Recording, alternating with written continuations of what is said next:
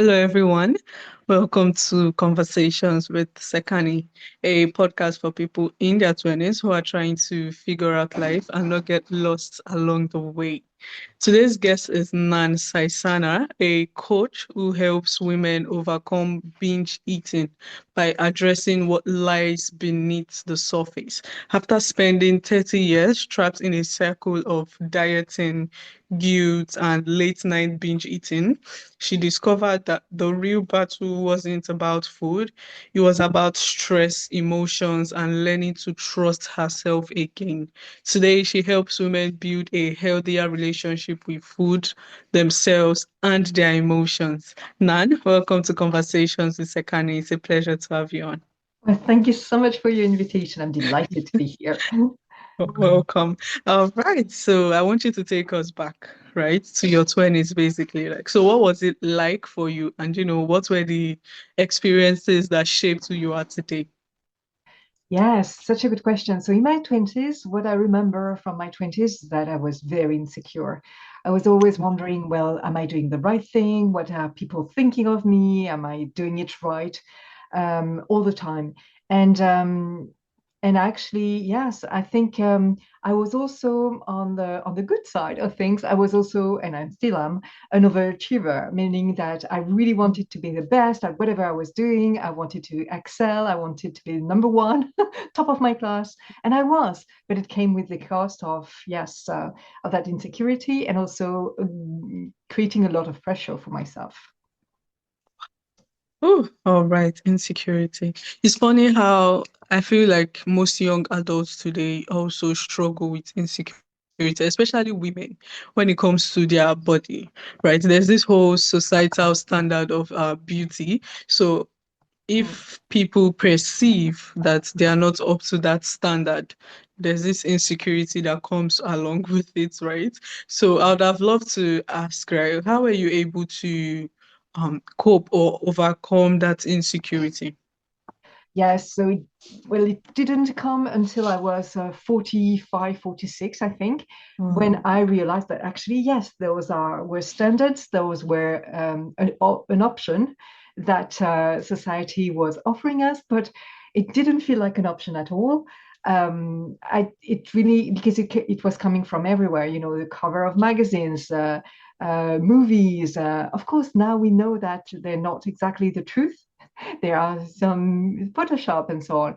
But also in my family, there's this story. I heard it this weekend also that if you're slender, slim, tall, then that's good. But if you're not, then it's as if there's something kind of wrong with you. You don't really fit the standard. So yeah, that story was coming from everywhere. So it fed the insecurity. And it's only when I turned 45, 46 that I learned that it was an option to think this way, that my body was somehow wrong.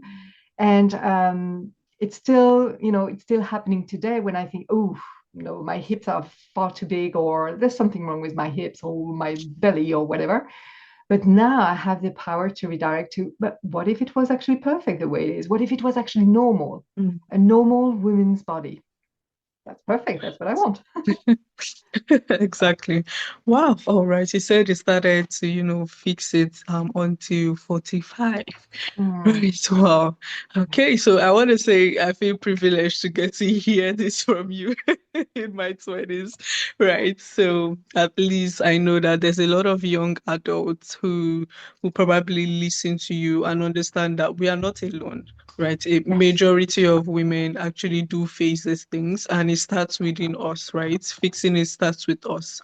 We need to first, start believing in ourselves and understanding that this is how the human body is, right? It doesn't have to be like someone else's own. My body is perfect the way it is. So, yes, thank you, Nan, for that beautiful one, actually. So, yes, another thing is you also started binge eating at 16. Right. Mhm. So looking back, what do you think was really happening in your life then?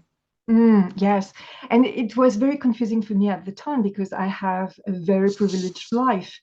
I mean, I grew up with my both parents loving me, wanting me. Um, Financially, they were giving me what I wanted. I had a roof over my head. There was nothing wrong with my life at all. I'm very, very privileged in that sense. And yet, I noticed that each time my parents would leave home, I would immediately, as soon as the door clicked shut, I would rush to the peanuts and just, overeat and Mm. stuff myself full with peanuts. And whenever I had some pocket money, allowance, I would go to the store, I would buy chocolate bars. There was, I mean, it was not because I was starving at all, not at all. So I realize now that it was all because of the pressure I was putting on myself, and that my family, if I wanted to be the best in my family, in my class, and so on, it was because there was this culture behind me of, yes, you need to be the best. And I love a challenge. So that was actually what was driving me. But on the flip side, it was also creating a lot of pressure on me for me. And I didn't know that, but whenever I was reaching for the chocolate bars or the peanuts, it was actually me wanting to release that pressure, the stress that I was creating for myself. That was the only way that I felt I could do this, because in my family we didn't talk about emotions. The Right. implicit message was that we were not supposed to have emotions. If we did have emotions, please make them pleasant, like, happy, but not all the Happy, time. right? And please never be mad, never be sad, because we don't know Mm. what to do with it.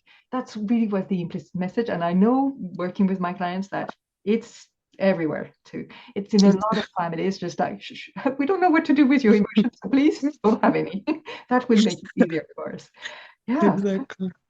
Well, honestly, like you said, it's everywhere, actually. Yes. Um, I feel like most parents, they really don't know how to handle, negative emotions, right? So they only expect positive emotions from you. And I like that people are speaking about it now because it actually has a way of affecting kids, right? In your way, it was binge eating, right? Mhm. Not to say binge eating is less bad, but for some people, it could have resulted to addiction, like, drugs and, so many other things, right? So I feel like this should be spoken enough, right? Amongst people, amongst the family, we need to, give room for emotional safety for Mhm. the kids to be able to express themselves emotionally, whether it's the bad emotions or the good emotions, right? These all accepted. So I Yes. really, yeah, I hope this gets to people who needs to hear this actually. So that's what I think.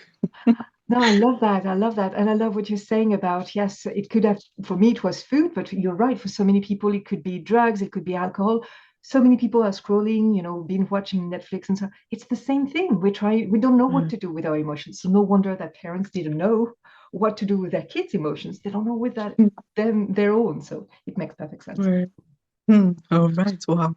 Ooh, I like that we touched on that actually. I feel like those are like the results or the outcomes of, always masking your emotions, right? Yes. So further on in the conversation, we're going to talk about that more.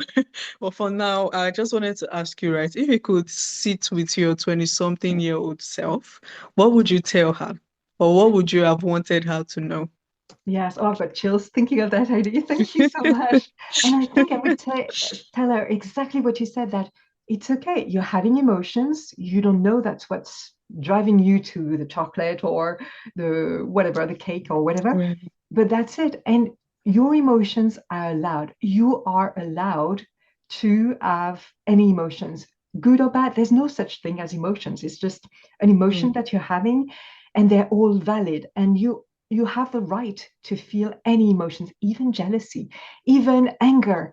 You have the right to feel them. They're valid. They come from a source, which is your thinking, and it's perfectly okay. And you don't have to try to stuff them down with food. They can be here. They can have space. You don't know how to do that yet. but it's a skill. It's a skill that you can learn how to build, and you can start now. I wouldn't wait 30 years, but Wow. I don't know. Okay. All right. It's a skill. It's a skill. Yes. I love that you mentioned that. Now, let's talk about this skill, right? How can we manage our emotions, right? What are the skills needed? What do you think we need to do to, be able to manage and understand our emotions, first of all? Yeah.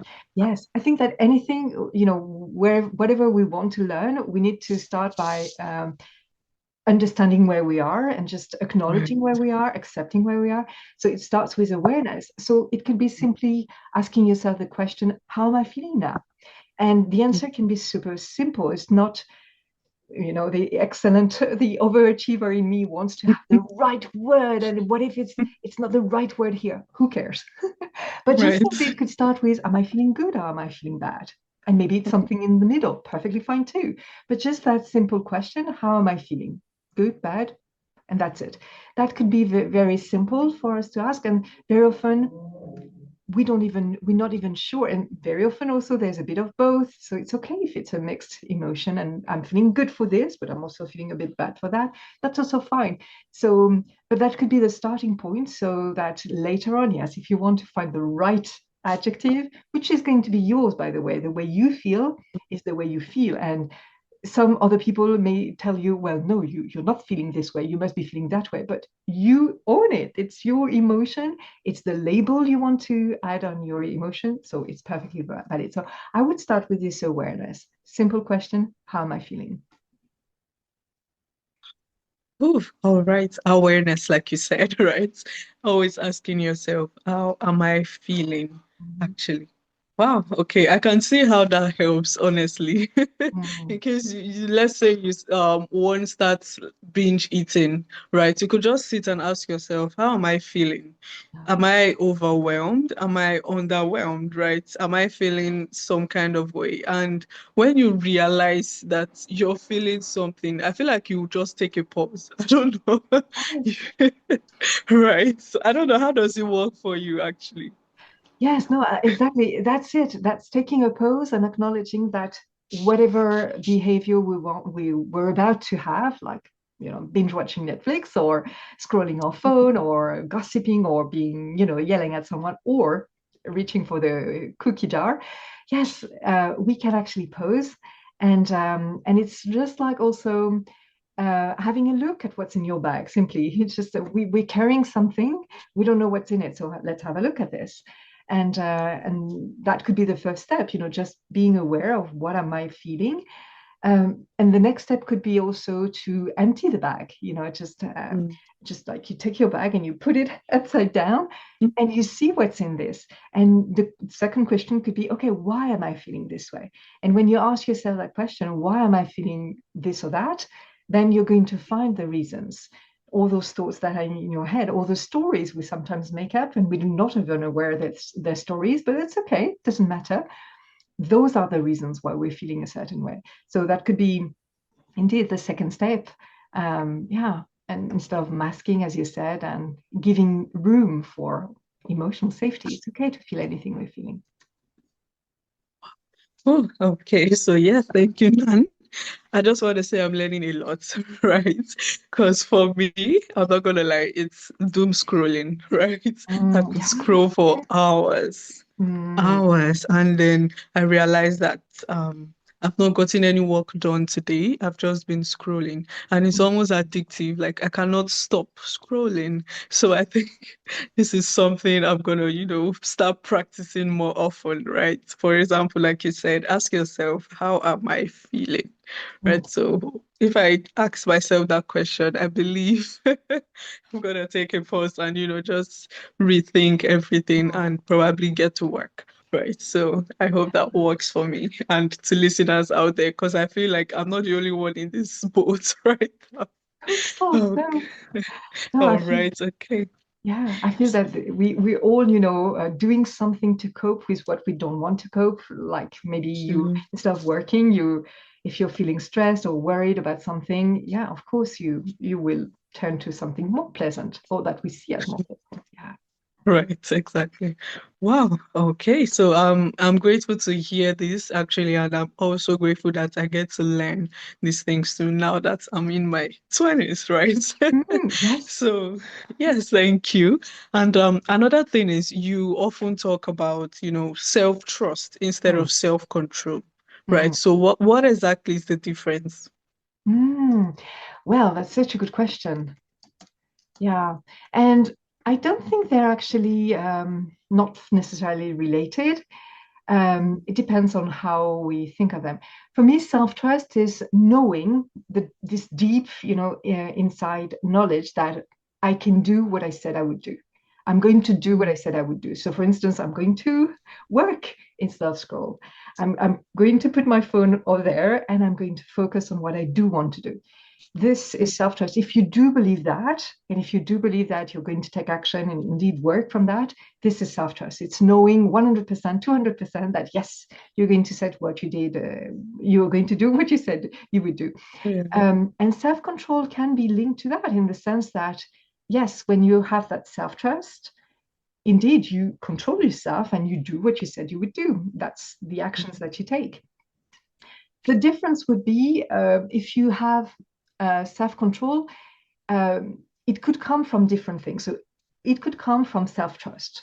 You control yourself because you decided to. But you could also control yourself because you're putting a lot of pressure on you. Like, I must do this. I can't do that. I shouldn't scroll my phone. I shouldn't reach for the cookie. I shouldn't buy the peanut butter or whatever. And this is the kind of dialogue, of kind of inner dialogue that sounds good because it sounds as if you're doing the right thing. But the way you're talking about it, about doing it, may be actually counterproductive. Because if you tell yourself, I can't do this, or I have to do that, you're putting a lot of pressure on yourself, probably. Probably, not necessarily. Maybe you're thinking about it differently, but I see that a lot. So that's why I'm mentioning it. And the problem is that when you put a lot of pressure on yourself, like I have to do this, but I can't do that, it's probably not sustainable in the long run.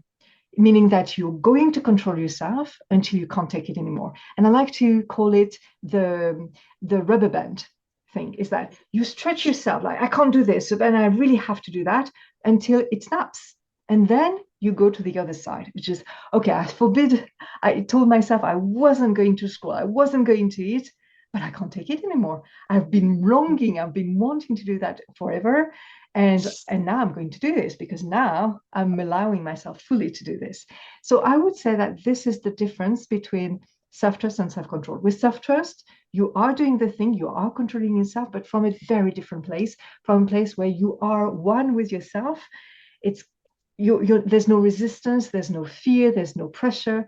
Whereas it is just self-control coming from a harsh place, like from a dictatorship, like Mm, a drill sergeant, you have to do this, and there's no way you're going to do this. The problem is that it's after a while you're going to snap into the opposite, mm. which is exactly what you don't want. So does that make sense when I explain it this way? Yes. Okay. Yes, it does. It does actually. So if I'm getting it correctly, right, self-trust is when you just do it naturally, Mm, right? You do the right thing naturally. You don't binge eat or doom scroll. You mhm, work naturally because you trust yourself to do the right thing, right? But when it comes to self control, mhm. right, it's almost like you're forcing yourself to do the right thing, right? Absolutely. And then you could always relapse in case, let's say you're tired, right? Or you do not have Mhm. the strength to force yourself. You can always go back to what you've been doing. So basically, I would advise self-trust. But then again, I'm thinking, I feel like for someone who is just, starting like the recovery process, he needs to start with self-control. Am I correct? Interesting. Yeah. Well, let's go back to what we were saying about awareness. Just being Mhm. aware that, yes, you may be leaning towards self-control rather than self-trust. Yes, indeed. This is your starting point, it is your starting point. Nothing's gone wrong. So many people. I Mm. used to be like this. So it makes perfect sense. Just like, no, I have to do this. I have to do this right. I can do this. Yes, it's a starting point. But then the goal it would be probably to do it naturally without even thinking about it. And so from self-control to self-trust, it's going to be incremental. It's going to be the skill we were talking about. So it could start with okay, I'm noticing I want to control myself, forcing myself, as you said. I love that, the way you said it. And that's it. I'm just being aware of this. And one day I'll be able to trust myself 100%. It won't even, I won't even question it. I won't even think Mm. about it. It will be natural, as you said. But I'm here and I'm moving there. Okay, good to know that there's this little gap between the two. That's it. Yeah. Okay, all right. And that's what actually keeps us going, knowing Mhm. that probably one day you get to the point where you don't have to force it. It just comes naturally. Exactly. Right. Wow. Oh, okay. So yes, thank you so much, Nans. And I would like for us to, go to lessons and advice for young adults, because that is the sole purpose of my podcast, right? To Mhm. give advice to the younglings. So first of all, why do you think, so many people use food to, cope with stress and emotions without even realizing it? Yes. So the I love that question. And I think the first answer is that because food is so available, we were talking about drugs, we were talking about the phone. The phone is very everyone, really everyone has a phone today. It's very common. So of course it makes sense. It's so available, it's so accessible. Also, food is predictable. I mean, if you like vanilla ice cream from that particular brand from one tub to the other, chances are it's going to be more or less the same. Whereas if you rely on other people to help you with your emotions, they change. They have different emotional states too. So it makes sense that we would go for the food because it's available and it's predictable, right? And it's also accessible. And there's this, we were talking about drugs earlier on. It's morally, there's some things about drugs. We know that it has an effect. Food has an effect. Overeating food also have an effect on the body, but that's not it's not the same thing as drugs, obviously. So it's also acceptable in our society to eat. I want people to eat. I don't want people to starve. But there's also this thing that yes, it's when you go to a buffet, when you go to a celebration or a party and there's food, you're encouraged to have food. So it's part of the story we have. So that's why I think it's so common to cope with our emotions with food. So many good reasons to do that. And lots of people tell me that it could be actually easier to stop over drinking alcohol because you don't need alcohol to survive. So that's the issue also with food. It's just that, yeah, but how do I, and that was one of my main questions before. Well, how do I stop overeating without, stopping eating altogether? Because so that was one of the conflicts going on for me. So yeah. All right. And I actually totally agree with that. I mean, Mm, food is the easiest, honestly. When it comes to, alcohol, drugs, we know that it's not good for the body, actually. yes. So it's a bit scary. But when it Mhm. comes to food, it's the easiest thing. I could just reach out to a chocolate bar and eat. I mean, there's no harm in it. And people don't think food is bad either. So I Mm. think that is why a lot of people, binge eat, right? So I don't know if I could say this. When you were talking, right? I was looking at your background. I saw circumstances, then thoughts to feelings, feelings to action, and then actions to results. I don't know how does that work. I don't even know what I'm saying. Yeah. Well, I love. Explain. Thank you so much for mentioning it because that's really the core of what I teach people. Like, well, you said Okay. people don't think food is bad, but food is what we call a Mm, circumstance. It's there. That's it. And mm, the human body needs food to be, to use it as fuel. That's it. That's a circumstance. mm, Something that everybody on earth would probably agree on. So food exists and food is fuel for the human body. But then we have different thoughts about different mm, foods. Like, for instance, what you just said, people don't think food is bad. So lots of people think food is good, which, mm, well, I mean, in some way, of course, food is good. It's good for our body. But it's interesting how we generalize it. And maybe some people think that some food are good, some food are bad, etc. But if I keep thinking, what you said earlier on, which is so common in the people I help, you said, I can't stop scrolling. And lots of people who come to me tell exactly the same thing, except that they're going to change one Mm, word. It's going to be, I can't stop eating. And so when they think, I can't stop eating, they feel a certain way because they believe mm, that thought, that sentence, I can't stop eating. They feel usually helpless, powerless, it's just out of control. And when they feel this way, so this, we're talking about the feeling line here, what do? mm, Well, if you believe you can't stop eating and it makes you feel powerless, of course you're going to eat whatever's in front of you. If it's the chocolate bar or a cookie or a cupcake or French fries, whatever it is. Of course, because you're going to confirm with your actions what you do believe. And the problem is that as a result, you're going to keep that story about yourself. You equals somebody who cannot ever stop eating whenever there's food in front mm, of you. And that's what I teach my clients, that they can dissociate. Sure, there's food, but you don't have to think, I can't stop eating. You can choose to think and believe whatever you want about you. And it can be, mm, a different thought like, oh, I'm learning to think differently about me and my relationship with food. I'm learning to I'm learning to become somebody who can stop eating whenever I want to. Things like that. If you do believe those thoughts, and of course I help my clients believing those thoughts, you're going to feel differently and you're going to behave differently. You're not going to reach out for any food that's in front of you. And that's when you regain your power over you and your body. mm. Oh, all right. I'm glad I asked anyways. I feel like, Yes. you just took us deeper into the classes. Right. Wow. Okay. So another thing is, do you think there are some daily habits, right? Because I feel like it's more practical that way. You think there are some daily habits one could, start doing Mm. from today, right, to help us, feel, should I say, regulate our emotions and to help, with binge eating, to help stop Mhm. binge eating. Yes, such a good question. Yes. And sometimes you can ask yourself before the fact, how am I feeling, as we talked about earlier on? But sometimes it's kind of too late. It's after the fact. So um, you could actually ask Mm, yourself, just I like to pretend that I'm a detective and I want to know what happened, what was going on for me that I ate more than I wanted to. And because it's always at play, this mm, those 5 lines that you read, that's what I call the model. And the model is always at play. Whatever we do, it's not random. It doesn't fall on us out there without any reason.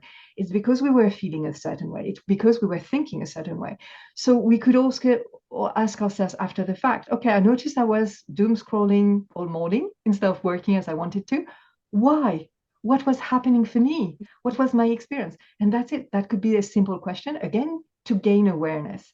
Because from there, if you know what the issue is, it's like switching on the light in a dark room. You're going to see what's going on, and then you're going to be able to modify the room, the furniture, the way you want to. It's the same thing here. If I know mm. why I was doing this, oh, okay, now I can take action.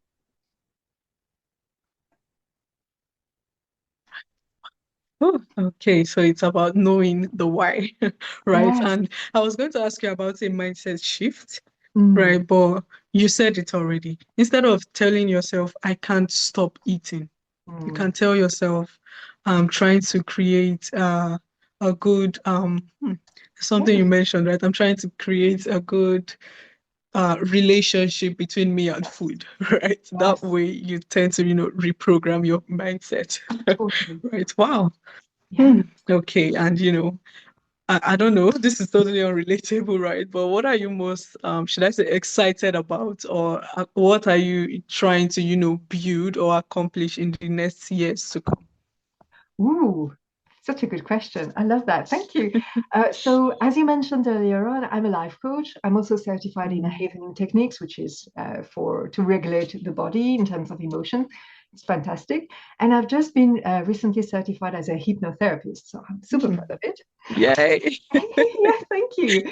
And so my challenge, what I want to do now is, so I know the model work, what we talked about earlier on, the circumstances, Right. thoughts, feelings, actions, and result, that works. But it works with the conscious mind. When you actually ask yourself Mm, consciously, when you're fully awake, fully aware of what's happening, okay, why did I do that? And so it's amazing already.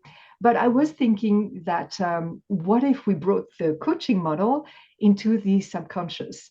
And the Mm, unconscious part apparently is 90% of our brain. 90% of what we do it unconsciously. When we reach for the food or the phone, we're not always aware that we're actually doing it. We just do it automatically. mm, And it's unconscious, it's part of the habits that live in the brain, in the unconscious part of the brain. So that's what I want to do. So I'm launching a strong with food lab to actually explore mm, with very few people, because I really want us to be on the same page and really want to measure, experiment with those three tools, how they could work together, mm, so that I know that I can help people stop binge eating. But I know that also the three tools combined are going to make deeper the results deeper, faster. At least that's my hunch, but I want to know how much faster, how much deeper we can go. So I'm super excited. That's what's on my mind right now. All right. I'm actually rooting for you, actually. Oh, thank you. I'm rooting for you. And I know it will go well, definitely. Mm. And yes, finally, right. I just need you to give one piece of advice, I mean, to every youngling out there right now. What is one piece of advice you have for them? Oh, yes, I love that. I love that. So when I was, well, as I said, when I was 16, 20, and up until I was in my 40s, I kept being mad at myself for having binged eating again and again. And I was always, beating myself up for it. And now I know that instead of being furious, it's so much better to be curious. So be Mm, curious instead of furious. And by that, I mean, instead of being the judge saying, oh, you were bad, you need to go into food prison forever and ever. What if we were the detective and just, oh, I'm noticing I ate more than I wanted. Why? And really being in that curious space with the why, but from a curious place, not the, oh, why did I do that again? But really, oh, I did that again. I wonder why. And mm, that's going to open up all the options, all the reasons that potentially you did something that you didn't want to do. And I'm really encouraging, yes, people to be curious instead of furious, because that's going to really change their lives. mm. Right. Okay. Like you said, be curious and not Mm. furious, right? Because it will help. All right. And yes, it brings me to the final segment of my podcast. I call it the rapid fire segment.